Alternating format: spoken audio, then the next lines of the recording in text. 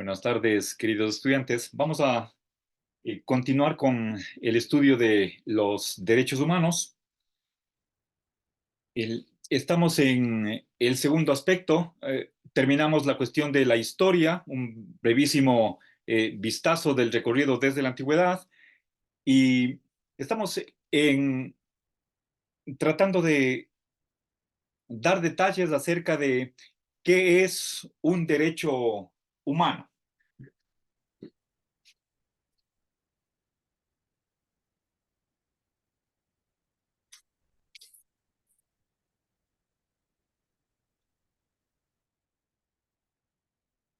Bien, definí un derecho como una licitud o autorización, permiso, y hice referencia a que se puede definir un derecho en función de un deber con un par de negaciones, una externa y otra interna.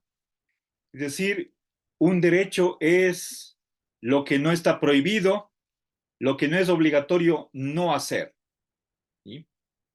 Bien, les hablé también de la correlatividad entre derechos y obligaciones en dos sentidos. Hoy voy a añadir en realidad un caso particular, o sacamos un corolario de esa correlatividad. En primer lugar, que si un sujeto tiene derecho a un objeto, tiene que haber un respondente que tiene una determinada obligación con respecto a ese titular de derechos. Por otra parte, también les decía que una segunda manera de expresar esta correlatividad se da en el mismo sujeto, puesto que nadie puede gozar de derechos y por lo tanto exigir que cierto trato sin que recaiga sobre ese mismo sujeto determinadas obligaciones. ¿Sí? Y al revés, a nadie se le puede cargar con responsabilidades si no se le reconoce también ciertos derechos. ¿Sí? Bien, entonces, esa es la correlatividad.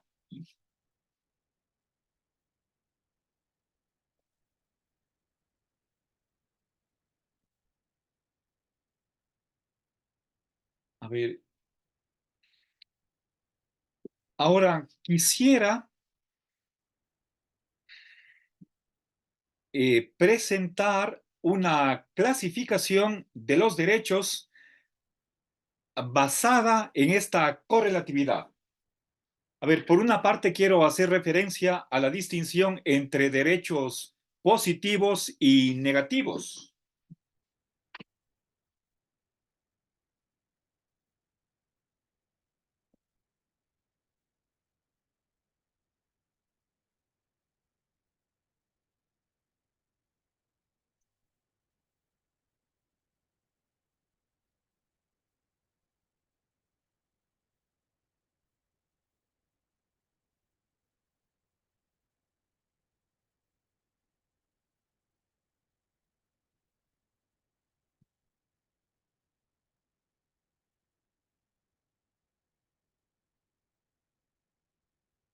A ver, empezaré con un derecho negativo.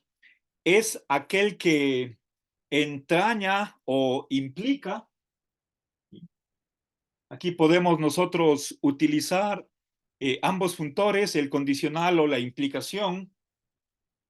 No digo que sea igual, pero son distintas versiones que para nuestros propósitos mm, podemos obviar la distinción entre implicación y condicional. Sabemos que en un sistema multivalente y paraconsistente, la implicación es un condicional fuerte, y mientras que la herradura echada, el mero entrañamiento, es un condicional simple o más débil. ¿Sí? Bien, un derecho positivo entraña en el respondente una obligación positiva. A ver. Voy a escribir la estructura de un hecho. Un sujeto, si un sujeto tiene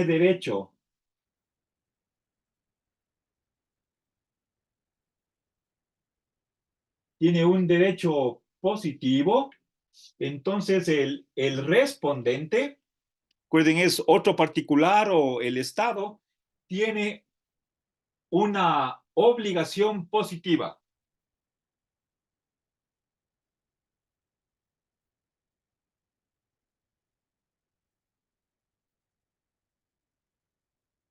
En cambio, si un sujeto tiene un derecho negativo, ello acarrea que el respondente tenga una obligación de tipo negativa. ¿Sí? Ahora, ¿qué es obligación positiva y obligación negativa? La obligación positiva es la de dar o hacer, prestar.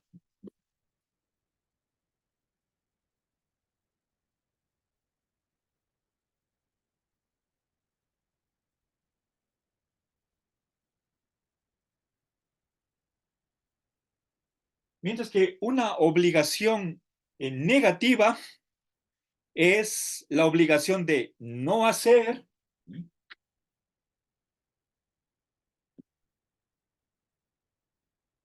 obligación de inacción. Sí, estoy dando sinónimos, u obligación de omisión. ¿Ya? Estas tres palabras significan lo mismo y no, asimismo no quiero diferenciar entre, bueno, prestar, hacer o dar. ¿Sí? Bien, a ver, les voy a poner un ejemplo para que ustedes noten claramente la diferencia. A ver, históricamente, los derechos hasta el fin de la Edad Moderna, con la Revolución Francesa, han sido concebidos principalmente como derechos negativos. Esa es la concepción de Locke, por ejemplo, y que en el siglo pasado fue defendida por Nozick. Derechos negativos. A ver.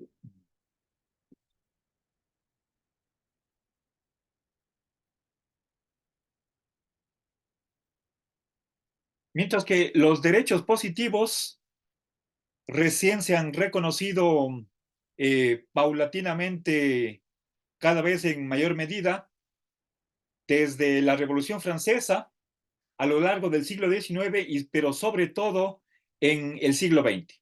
De modo que es algo contemporáneo. ¿Sí?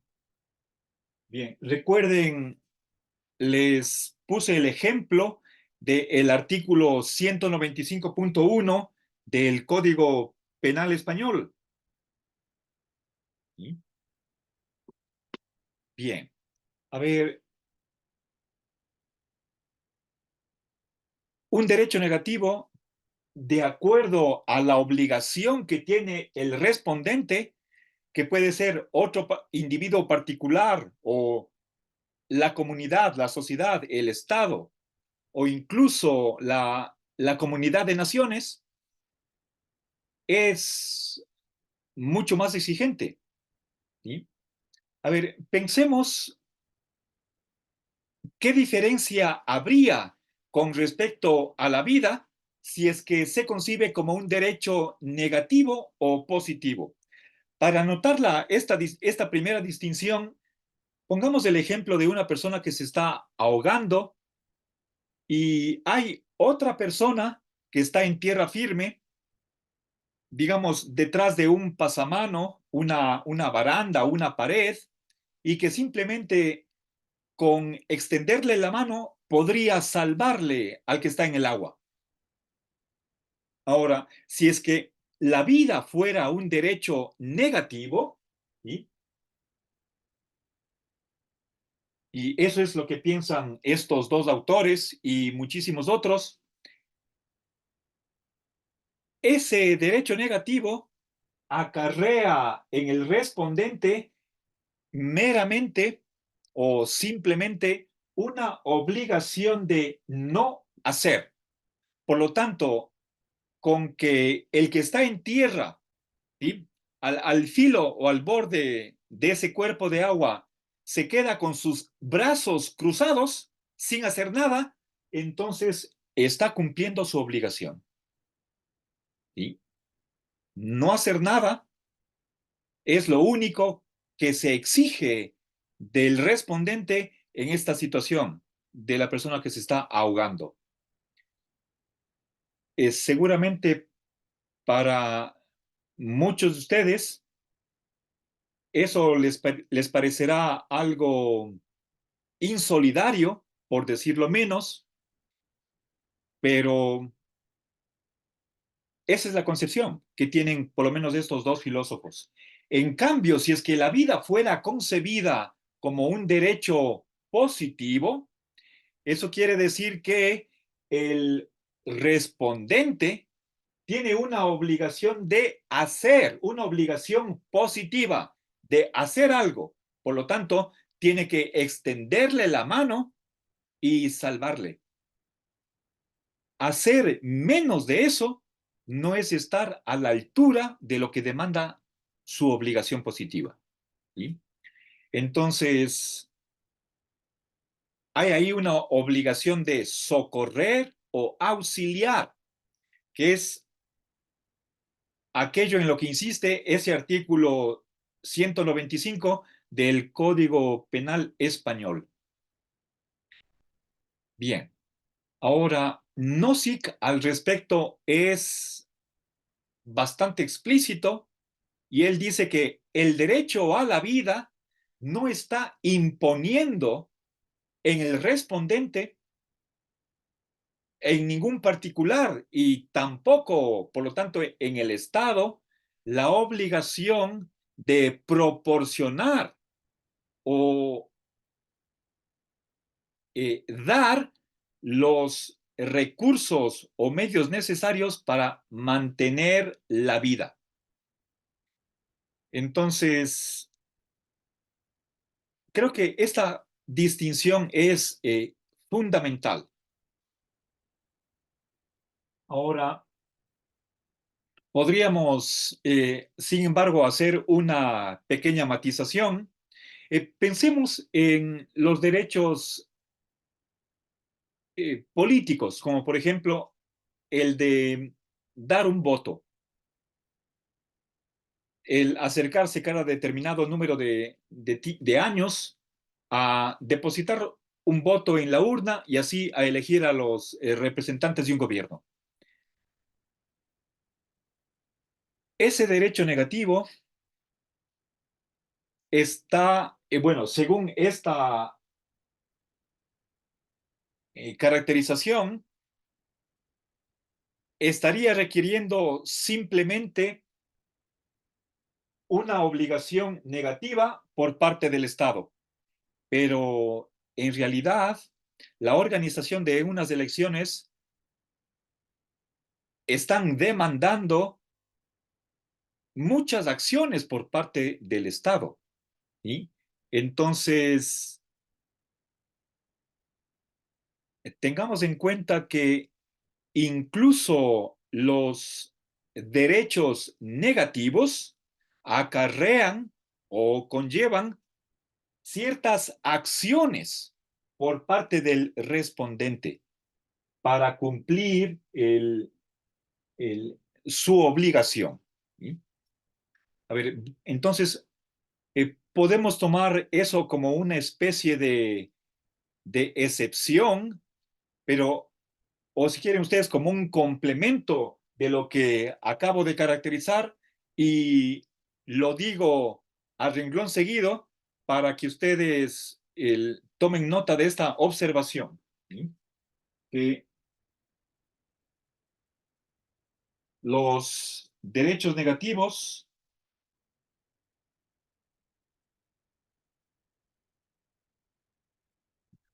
a ver, entrañan también obligaciones positivas. ¿Sí? Por lo tanto, hay que tomar esta caracterización no como absoluta, sino como una tendencia frente a la cual hay esta matización. Bien, ahora una segunda distinción que quiero hacer, aparte de la de derecho positivo y negativo, es aquella entre derechos de bienestar y derechos de libertad.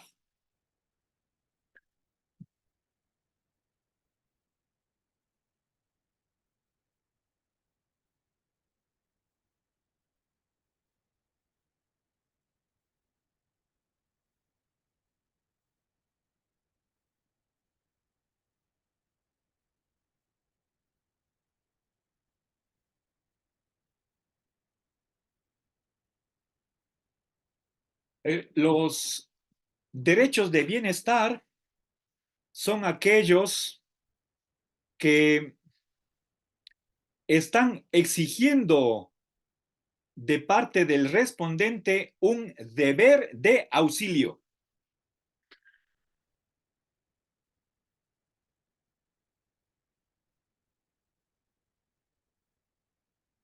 una obligatoriedad, una obligación de auxiliar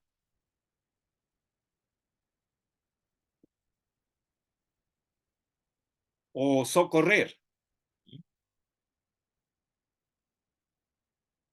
A ver, ¿cuáles son los derechos de bienestar? A ver, son aquellos derechos fundamentales, realmente fundamentalísimos, básicos,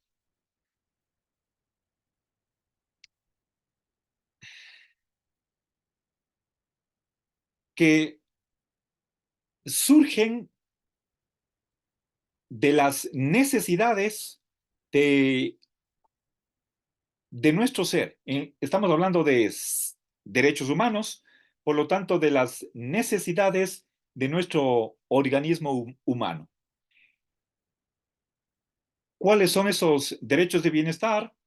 Bueno, no les voy a dar una lista exhaustiva, pero sí los principales, empezando por agua y alimentación, vivienda,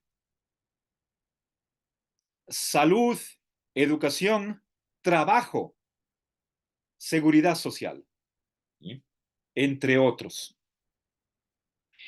En nuestro país, nuestra Constitución, en el capítulo referente a los derechos, también se hace una distinción similar, pero en vez de hablar de derechos de bienestar, habla de derechos del buen vivir frente a los derechos de libertad. No digo que esa distinción que está en nuestra Constitución sea exactamente la misma que estoy presentando en este momento, pero sí se acerca mucho a esta distinción. Eh, a ver, por otra parte, veamos, los derechos de libertad son aquellos que están a disposición del sujeto.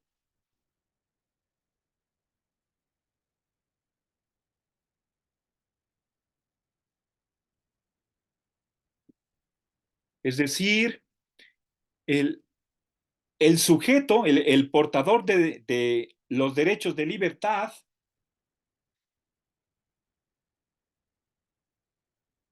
puede ejercer ese derecho a voluntad. Es decir, puede llevarlo a cabo o renunciar a ese derecho. Pensemos, por ejemplo, en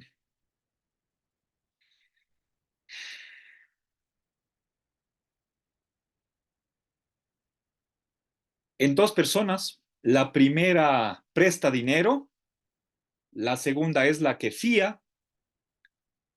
La segunda tiene la obligación de devolver, de pagar el dinero prestado, mientras que la primera tiene el derecho de recibir, de que se le devuelva el dinero prestado. Ese derecho puede ser alienado o abandonado. el, la persona que prestó el dinero puede renunciar a su derecho de que la segunda persona le pague el dinero. Entonces, ese es un ejemplo de derecho a la libertad.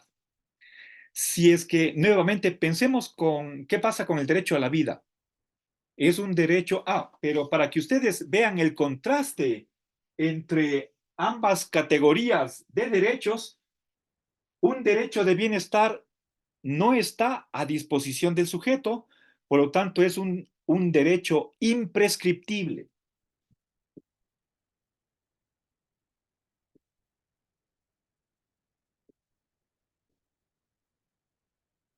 Es lo que en la Declaración Universal de los Derechos Humanos por las Naciones Unidas del año 48 se llama un derecho inalienable. Nadie puede quitarnos ese derecho, ni siquiera el titular tiene esa potestad de renunciar al mismo. Entonces, este derecho de bienestar es un derecho deber.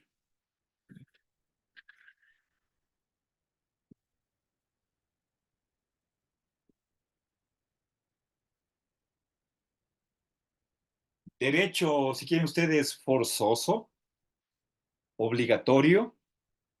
Ahora, pensemos en dos objetos y preguntémonos qué tipo de derecho es, de bienestar o de libertad.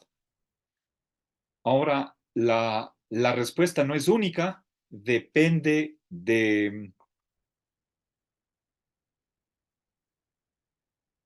cómo concibamos esos objetos. Preguntémonos, ¿qué pasa con la vida? ¿Es un derecho de bienestar o de libertad? Es decir, ¿la vida es obligatoria o está en ciertas circunstancias a disposición del sujeto? Pensemos en la eutanasia. Un enfermo terminal que está agonizando, pero en circunstancias sumamente dolorosas, que a lo mejor tiene que pasar el sedado la mayor parte del tiempo para anestesiado, para no sentir dolor. Esa vida puede ser renunciada por el enfermo terminal o esta persona está obligada a vivir en esas circunstancias. Entonces, si es que creemos que la eutanasia es un derecho, entonces la vida es un derecho de libertad. En cambio, quienes están en contra de la eutanasia, estamos hablando de una persona consciente en su sano juicio que deliberadamente, después de reflexionar, de considerar su situación, quiere morir. ¿Sí? Si es que la vida fuera un derecho de bienestar, entonces está obligado a vivir. No puede pedir que le asistan para la muerte. Bien. Otro ejemplo, ¿qué pasa con la libertad? ¿La libertad es un derecho de bienestar o de libertad? Y cuando decimos que, si decimos que la libertad es un derecho de libertad, esa es la tendencia de la mayoría de los libertarios, no me atrevería a decir de todos, eso no es una tautología. ¿Sí? Si es que la libertad fuera un derecho de bienestar, entonces nadie puede renunciar a su libertad y por lo tanto convertirse en esclavo. Sabemos que hay situaciones en las que una mujer pasa a convertirse en esposa de alguien, pensemos por ejemplo un europeo, un japonés, y firma un contrato para convertirse en esclava sexual. Es decir, que en materias de sexo renuncia a su libertad y simplemente está a las órdenes de lo que diga su esposo, entre comillas. Bien, si es que la libertad fuera un derecho de bienestar, ese contrato es nulo. No puede ser aceptable. ¿Sí? Estamos hablando de derechos jurídicos o si quieren ustedes derechos éticos. En este caso nos da igual. En cambio, si es que la libertad misma fuera un derecho de libertad, entonces tranquilamente uno por, por cualquier razón, incluso por capricho, porque le da a uno la gana, puede convertirse en esclavo y con ello alienar su propia libertad. Bueno, entonces, los dos ejemplos que he dado creo que ayudan a comprender la distinción que está detrás de los derechos de bienestar y de libertad. Bien, no quiero con estos ejemplos dar una respuesta, simplemente planteo la pregunta y les doy las dos opciones. ¿Sí? Bueno, si desean, tal vez les podría indicar que Lorenzo Peña cree que la libertad no es un derecho de libertad. Y eso no es contradictorio, o si quieren, absurdo. La libertad es un derecho de bienestar. ¿Qué pasa con la vida? Hay derecho a la eutanasia, por lo tanto, la vida es un derecho de libertad. Bien, ahora quiero volver a, a, a lo que es un derecho positivo. Creo que me falta indicar una característica más, que es importante que ustedes la conozcan. ¿Sí? Un derecho positivo es un derecho a algo.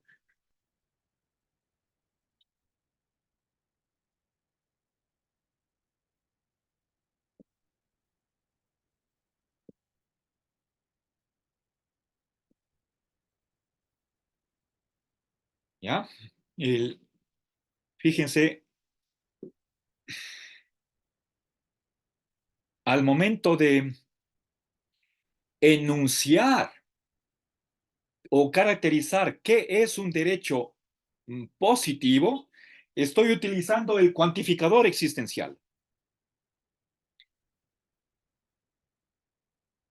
Por ejemplo, derecho a la vivienda. ¿Es un derecho positivo?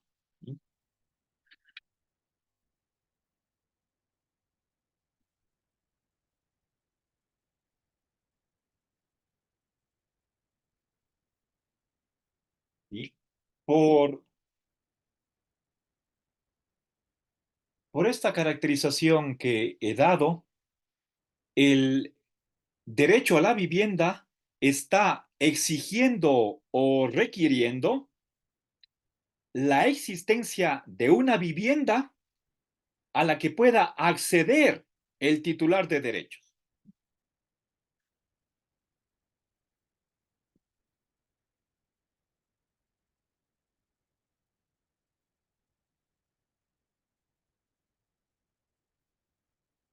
Y, a ver, y esta existencia tendría que ser o efectiva o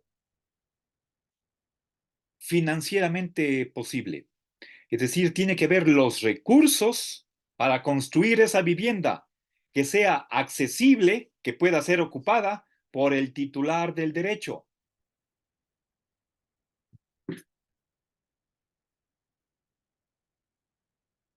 Bien. Y si nosotros lógicamente hiciéramos la contraposición, eso significa que en ausencia de esta vivienda, si es que no hubiera ninguna vivienda que pueda ocupar el titular del derecho, entonces, por contraposición, no existe tal derecho. ¿Sí? Eso es simplemente una consecuencia lógica de esta relación.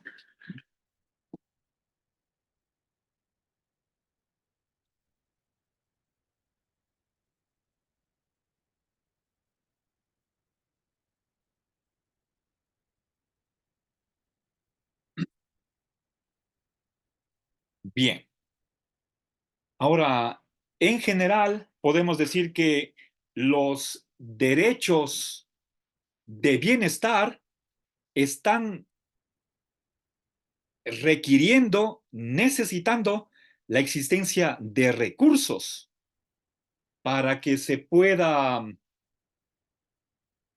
efectivizar esos derechos.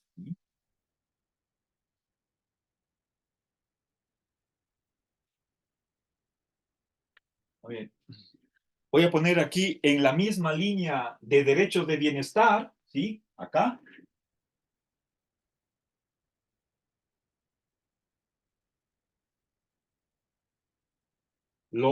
un derecho de bienestar está exigiendo, este es la herradura echada, el solo sí, introduce condición necesaria. Necesitamos recursos.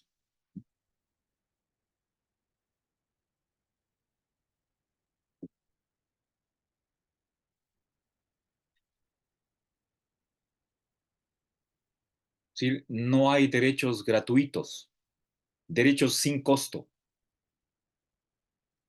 Les decía que incluso un derecho negativo como es el de votar, incluso ese es un derecho de libertad.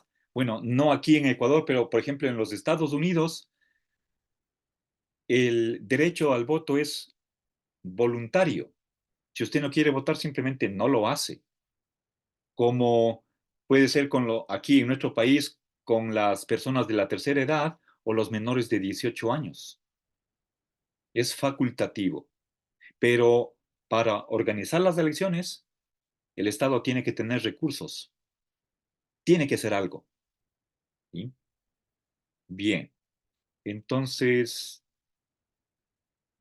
los derechos tienen su costo.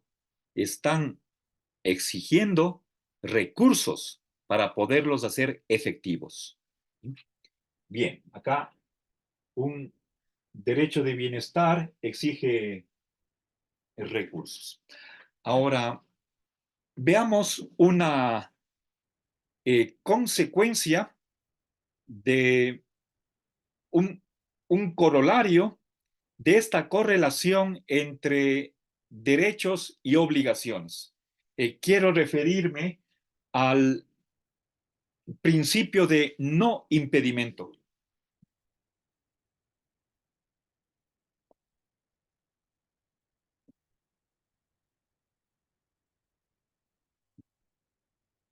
Bueno, también se lo llama de no obstaculización o prohibición de prohibir. Sí, es simplemente un caso más de esta correlatividad que es importantísima. ¿Sí? Bien, como ven, no me he salido hasta ahora de esta gran temática. El, si un sujeto tiene derecho a un objeto, ¿sí?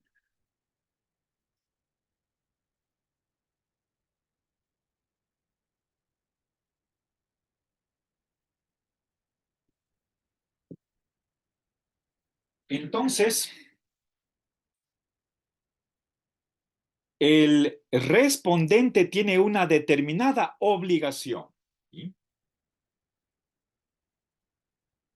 A ver, entonces es obligatorio que el respondente no impida que el sujeto acceda a O.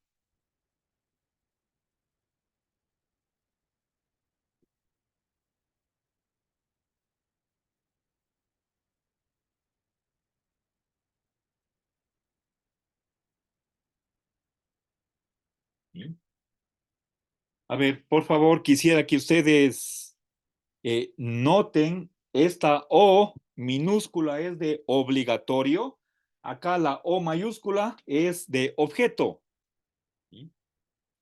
A ver, el, les pongo el ejemplo de el inquilino y el dueño de casa. Hacen un contrato de arrendamiento, el, puede ser que ocupe un piso entero, la casa o un cuarto. El inquilino puede hacer un depósito, paga por adelantado el primer mes, la renta, el arriendo, ¿sí? Y tiene derecho a ocupar la vivienda, ¿sí? Aquí está. Este es el inquilino tiene derecho a vivir en,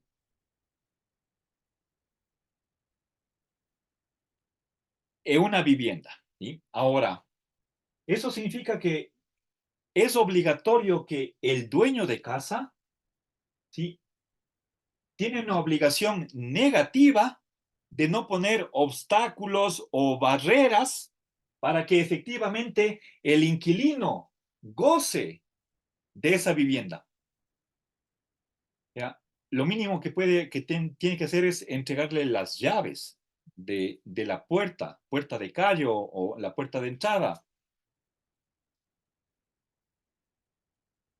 Pero si es que no hace eso, entonces no está cumpliendo su obligación. ¿Sí? Bien. Ahora, fíjense que el nombre de este principio dice de no impedimento es por esto de acá, porque el respondiente tiene obligación de no impedir, no obstaculizar el goce efectivo por parte del titular de aquello a lo que tiene derecho. Ahora,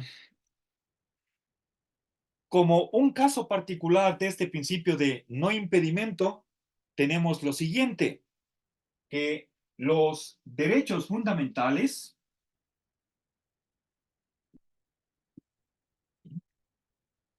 podemos decir los derechos de bienestar, están imponiendo una obligación negativa.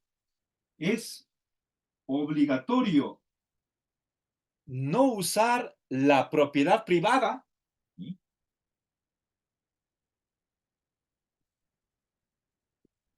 De modo que impida el goce de este sujeto de los derechos fundamentales. ¿Sí?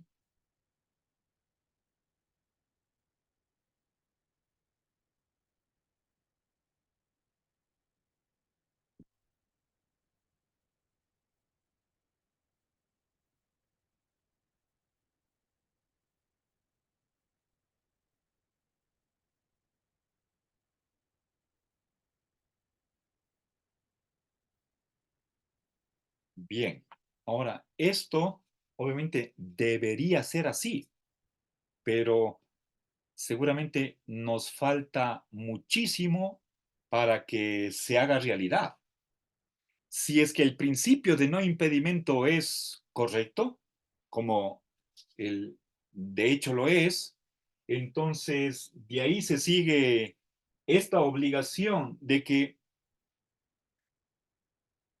el propietario de,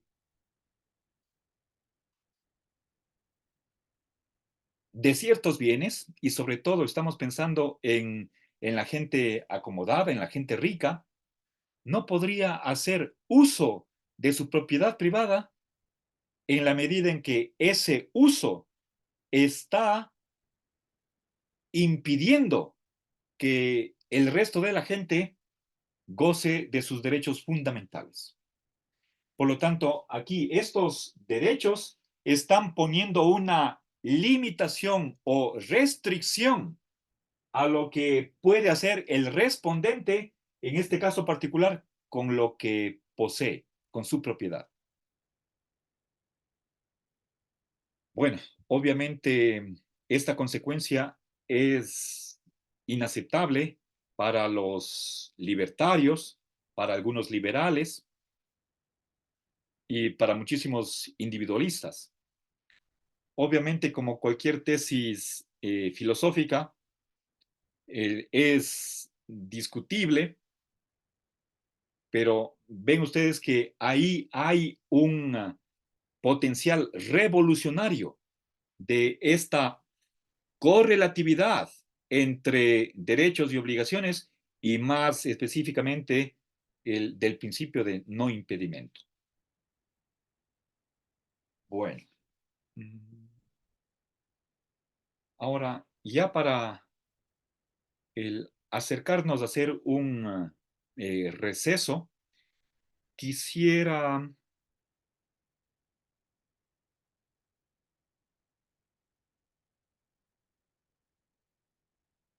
a ver, para pasar a una subtemática, bueno, como conclusión de esta subtemática de la correlatividad, quisiera terminar diciendo que los derechos son relacionales,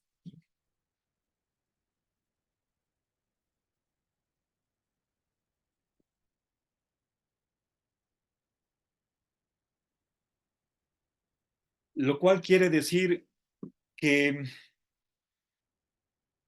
según esta visión, que es la de Lorenzo Peña, es inconcebible pensar en que en ausencia de las relaciones sociales haya un sujeto que tenga derechos u obligaciones. Es decir, alguien como supuestamente podría ser Robinson Crusoe que vive aislado, en solitario, no podría tener ni derechos ni deberes porque no hay un respondente que tenga una cierta obligación con respecto a ese titular de derechos. Lo cual significa que la existencia de derechos únicamente es posible en sociedad, con relaciones sociales.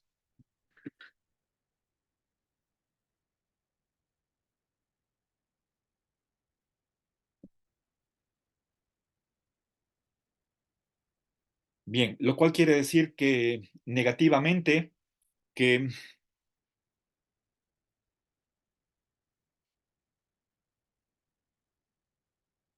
un derecho no es el resultado de una propiedad intrínseca del ser humano. Si nosotros nos fijáramos en el individuo particular y quisiéramos, es decir, dejando de lado sus relaciones sociales, en, como podría ser, por ejemplo, que es un ser que tiene razón, conciencia, dignidad o lo que sea, en base a esos rasgos intrínsecos, el ser humano no tiene derechos. A eso me estoy refiriendo. Los derechos surgen por relaciones sociales. Y, y- y con esto ya me estoy un poco adelantando al tercero y último punto, que es la cuestión de el fundamento de los derechos. ¿Sí? Entonces, especifiquemos, estamos la cuestión de la naturaleza, ¿sí? Es aquello que en lo que hemos estado, eh, de lo que hemos estado hablando en esta hora, es con respecto a qué son los derechos. ¿Sí? Todavía nos falta, y eso es lo que haré después del receso, nos falta la cuestión de por qué tenemos derechos, en base a qué. ¿Sí? Entonces, la correlatividad entre derechos y obligaciones, ¿sí? Nos hace ver que para que haya un titular de derechos tiene que haber un respondente, alguien que tenga obligaciones con respecto a el titular. Un ratito, se me está acabando la batería.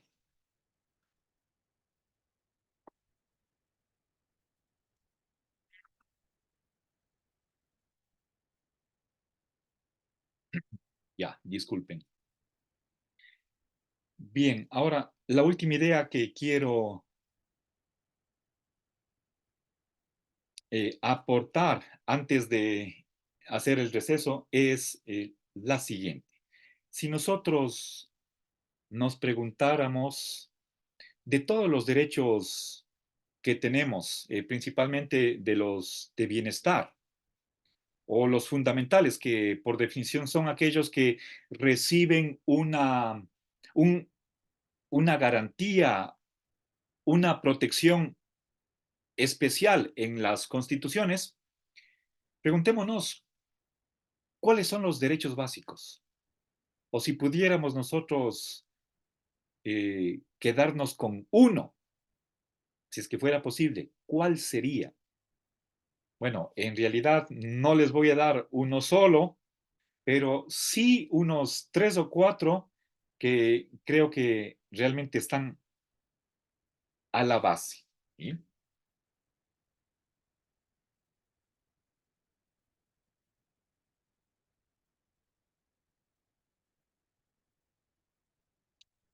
Bien, a ver, creo que el más importante es el de participar del bien común.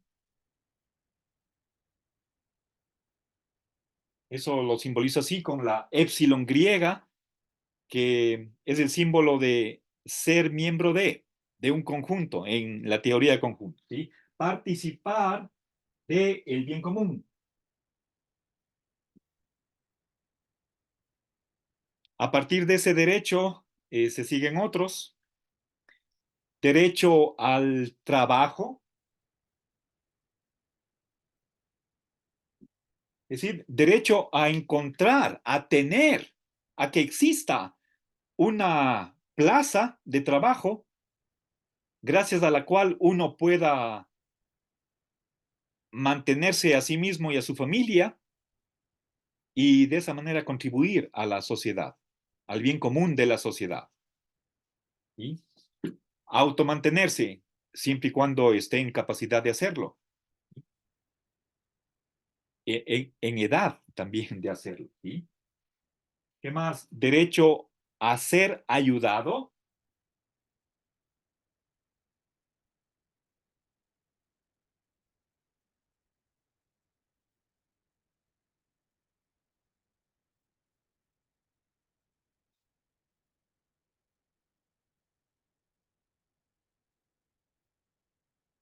Bueno, y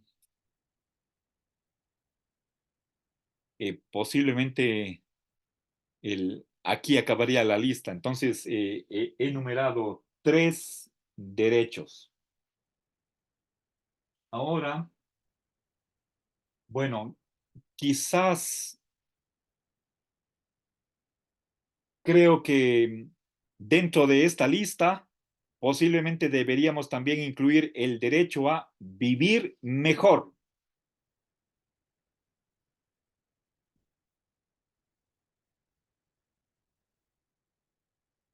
Noten, por favor, que cada uno de estos derechos, por esta correlatividad, están emparejados con una determinada obligación, ¿sí?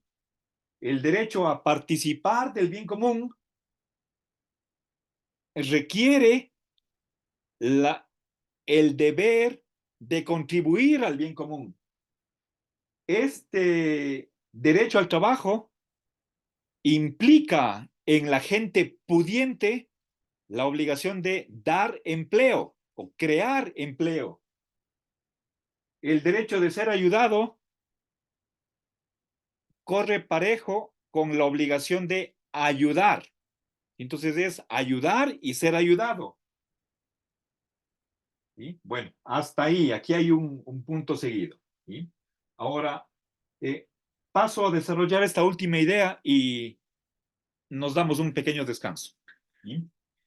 Fíjense, este derecho no es simplemente a vivir bien, a tener un nivel de vida decente, sino a mejorar la calidad de vida. Está reconocido en el Pacto Internacional de los Derechos Económicos y Sociales de 1966, un pacto que no ha sido reconocido por el gobierno de los Estados Unidos, si no estoy mal, el único país que no lo ha hecho. ¿Sí? Bien, una cosa es el buen vivir, otra cosa que todos vivamos mejor.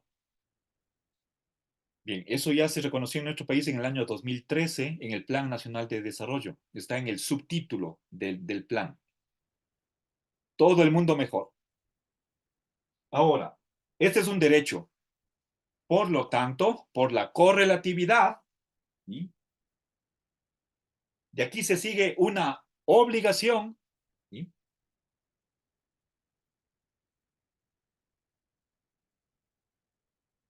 Obligación de que el Estado aumente el bien común. Es obligatorio que el Estado aumente el bien común, eh, cree las condiciones necesarias para el desarrollo,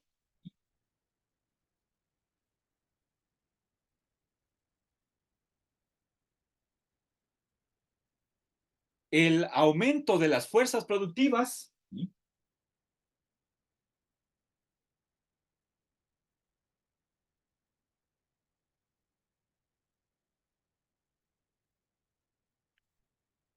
Y por lo tanto,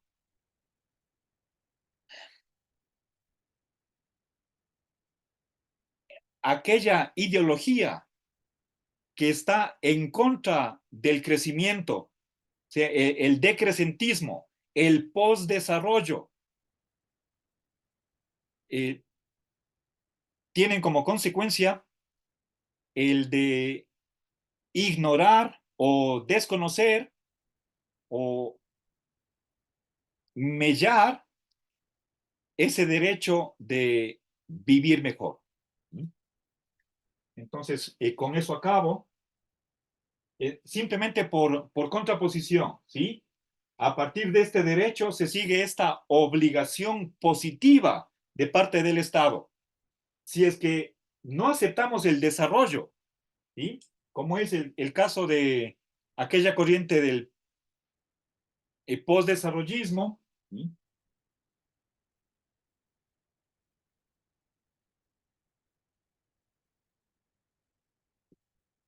El decrecentismo,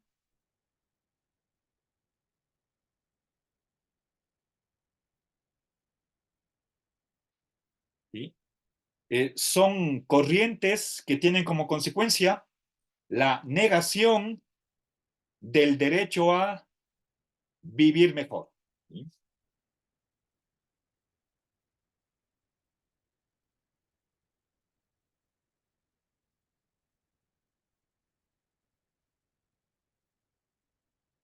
Bien. Entonces, queridos estudiantes, me parece que ya me he extendido lo suficiente por esta primera hora. Vamos a hacer aquí una pausa.